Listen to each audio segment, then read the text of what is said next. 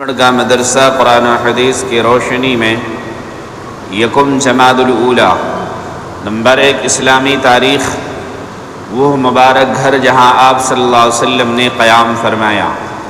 رسول اللہ صلی اللہ علیہ وسلم جب مکہ سے ہجرت کر کے مدینہ آئے تو یہاں کے لوگوں نے آپ کا پرجوش استقبال کیا۔ قباء سے مدینہ تک کے راستے کے دونوں جانب صحابہ رضی اللہ عنہم کی مقدس جماعت سب بنائے ہوئے کھڑی تھی۔ جب آپ مدینہ میں داخل ہوئے تو ہر قبیلے اور خاندان والا خواہش مند تھا اور ہر شخص کی دلی تمنا تھی کہ حضور صلی اللہ علیہ وسلم کی میزبانی کا شرف ہمیں نصیب ہو۔ چنانچہ آپ کی خدمت میں اونٹنی کی نکیل پکڑ کر ہر ایک عرض کرتا کہ میرا گھر، میرا مال اور میری جان سب کچھ آپ کے لیے حاضر ہیں، مگر آپ صلی اللہ علیہ وسلم انہیں دعائے خیر اور برکت کی دعا دیتے اور فرماتے کہ اونٹنی کو چھوڑ دو، یہ اللہ کے حکم سے چل رہی ہے، جہاں اللہ کا حکم ہوگا وہیں ٹھہر جائے گی۔ اونٹنی چل کر حضرت ابو ایوب انصاری رضی اللہ عنہ کے مکان کے سامنے رک گئی۔ حضرت ابو ایوب انصاری رضی اللہ عنہ نے انتہائی خوشی و مسرت کے عالم میں کجاوا یعنی لکڑی کی بیٹھک کو اٹھایا اور اپنے گھر لے گئے۔ اس طرح انہیں رسول اللہ صلی اللہ علیہ وسلم کی میزبانی کا شرف حاصل ہوا۔ آپ صلی اللہ علیہ وسلم نے 7 ماہ تک اس مکان میں قیام فرمایا۔ نمبر 2 اللہ کی قدرت انسان کی پیدائش 3 اندھیروں میں۔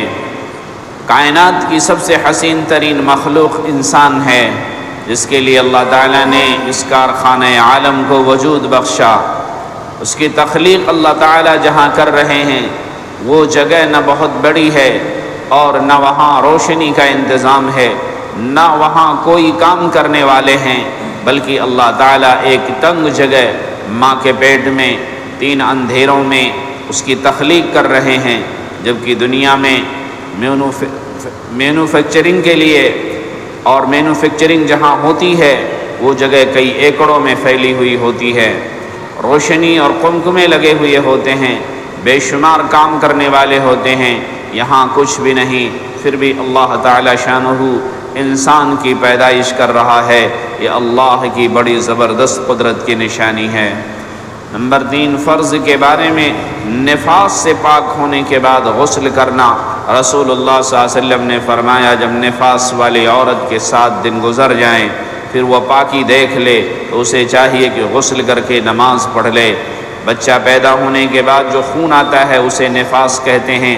اگر کوئی نفاس والی عورت 40 دنوں کے اندر پاک ہو جائے، چاہے 5 دن یا 7 دن ہی کیوں نہ ہو، تو اس پر غسل کر کے نماز پڑھنا اور رمضان کے مہینے میں روزے رکھنا فرض ہے۔ نمبر 4 سنت کے بارے میں وضو میں 3 مرتبہ کلی کرنا۔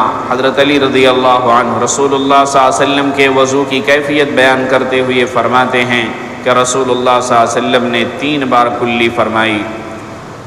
نمبر 5 اہم عمل کی فضیلت عورت کے لیے چند اعمال۔ رسول اللہ صلی اللہ علیہ وسلم نے فرمایا جب عورت 5 وقت کی نماز پڑھتی رہے اور 1 ماہ یعنی رمضان کا روزہ رکھتی رہے اور اپنی عزت کی حفاظت کرتی رہے اور اپنے شوہر کی فرما برداری کرتی رہے تو وہ جنت کے جس دروازے سے چاہے داخل ہو جائے۔ نمبر 6 گناہ کے بارے میں والدین کی نافرمانی اور ظلم کرنا۔ رسول اللہ صلی اللہ علیہ وسلم نے فرمایا تم ظلم و ستم کرنے سے بچو، کیونکہ ظلم و ستم کی سزا دوسری سزاؤں کے مقابلے میں سب سے جلدی ملتی ہے، اور والدین کی نافرمانی سے بچو۔ خدا کی قسم والدین کا نافرمان جنت کی خوشبو بھی نہیں پائے گا، جبکہ جنت کی خوشبو 1000 سال کی دوری سے محسوس ہوتی ہے۔ نمبر 7 دنیا کے بارے میں 2 عادتیں۔ رسول اللہ صلی اللہ علیہ وسلم نے فرمایا جو شخص دینی معاملے میں اپنے سے بلند شخص کو دیکھ کر اس کی پیروی کرے اور دنیا کے معاملے میں اپنے سے کمتر کر دیکھ کر اللہ تعالیٰ کی عطا کردہ فضیلت پر اس کی تعریف کرے تو اللہ تعالیٰ اس کو ان دونوں عادتوں کی وجہ سے صبر کرنے والا اور شکر کرنے والا لکھ دیتے ہیں۔ اور جو شخص دینی معاملے میں اپنے سے کمتر کو دیکھے اور دنیاوی معاملے میں اپنے سے اوپر والے کو دیکھ کر افسوس کرے تو اللہ تعالیٰ اس کو صابر اور شاکر نہیں لکھیں گے۔ نمبر 8 آخرت کے بارے میں ہر نبی کا حوض ہوگا۔ رسول اللہ صلی اللہ علیہ وسلم نے فرمایا ہر نبی کے لیے ایک حوض ہوگا، اور انبیاء آپس میں فخر کریں گے کہ کس کے حوض پر زیادہ امتی پانی پینے کے لیے آتے ہیں۔ مجھے امید ہے کہ میرے حوض پر آنے والوں کی تعداد سب سے زیادہ ہوگی۔ نمبر 9، طب نبوی سے علاج، آب زمزم سے علاج۔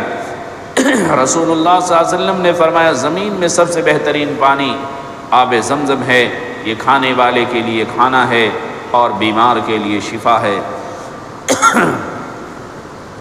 نمبر 10، قرآن کی نصیحت۔ اے ایمان والو، جب تم میں سے کوئی مرنے کے قریب ہو تو وصیت کرتے وقت آپس کے معاملات طے کرنے کے لیے گواہ بنانے کا طریقہ یہ ہے کہ تم میں سے 2 دیانتدار آدمی ہوں جو تمہاری وصیت کے گواہ بنیں، یا اگر تم زمین میں سفر کر رہے ہو اور وہیں تمہیں موت کی مصیبت پیش آ جائے تو غیر مسلموں میں سے 2 شخص ہو جائیں جو گواہ ہوں۔